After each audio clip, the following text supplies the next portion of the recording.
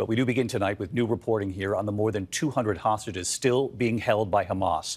ABC News has learned there are intense negotiations underway right now to try to free a large number of those hostages before any Israeli ground invasion. The U.S. and the families of those hostages are hoping Israel will delay any ground incursion to try to get these hostages out alive. Israel, meanwhile, striking more than 400 Hamas targets in the last 24 hours. Inside Gaza, reports tonight hospitals are near collapse. And we have learned that authorities are now trying to reach expectant mothers about to give birth to give them kits with tools to deliver their babies on their own because the hospital system is so overwhelmed.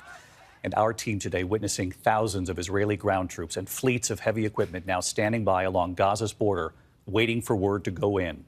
4 hostages released so far, 2 Israeli seniors just last night, 2 women, and what one of them has now revealed, what was done to her, where she was taken, the maze of Hamas tunnels underground, and what she said to her captor just before she was released, a remarkable description of that moment. And tonight, President Biden, when asked if Israel should delay any ground invasion, he said moments ago, Israel has to make their own decisions. ABC's Matt Gutman leading us off tonight from Tel Aviv. Tonight, ABC News has learned of intense negotiations to free a large number of hostages involving the U.S., Israel, Qatar, and Egypt ahead of an expected ground invasion in Gaza. Hamas still holding about 220 hostages, including Americans. Israel facing pressure from the U.S. government and Israeli families to delay any invasion to give negotiators more time. Is there an effort being made to avoid hitting the areas where they might be? Their presence is obviously influencing our operational activities. That pressure intensifying today, 24 hours after these images. 2 Israeli seniors released by Hamas, 85-year-old Yohevet Lifshitz and 79-year-old Nurit Cooper, loaded into those ambulances in Egypt, airlifted to Israel. Today, Lifshitz describing living through hell, sitting in her wheelchair, frail, her voice faint.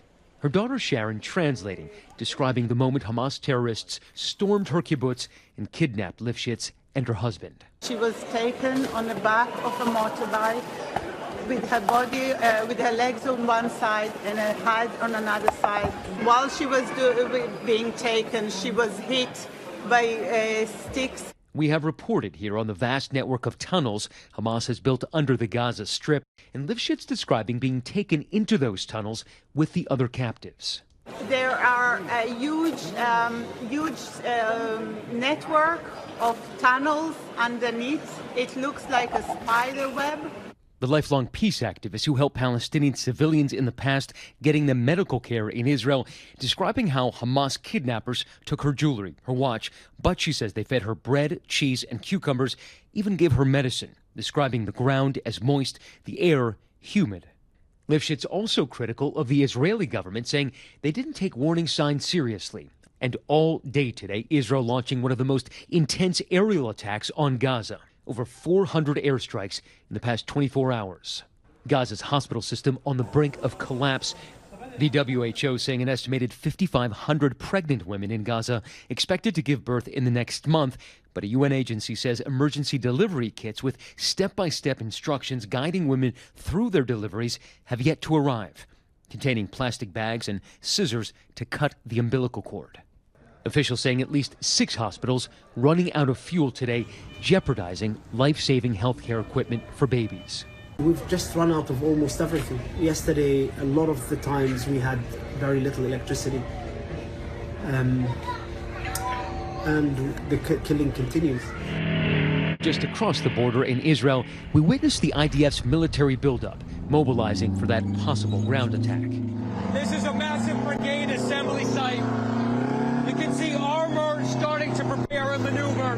And just on the other side over there, behind those armored personnel carriers, Israeli troops are preparing for combat. They say they're getting closer and closer to moving into Gaza here. A commander there telling us the fighting expected to be brutal and long. It's one of the most complicated urban area warfare you can think about, because you have the above ground, you have Hamas drones, Hamas have grenades, the grenades fall from the sky. Matt Gutman and our team witnessing the buildup along the border. Matt is back with us again tonight. And Matt, I understand this hostage who was released, that even amid the treatment of her and others at the hands of Hamas, the fact that her husband still remains in the hands of Hamas as well, that she talked about shaking her captor's hand and what she said to him. And David, here is that moment, that 85-year-old grandmother shaking her captor's hand, saying, "Only peace." As for that explosion at the hospital in Gaza, the U.S. intelligence community late today saying they now believe it was an errant Palestinian rocket, not an Israeli missile, that hit the hospital, and that the death toll was likely far lower than initially reported. David. All right, Matt Gutman leading us off tonight from Tel Aviv. Matt, thank you.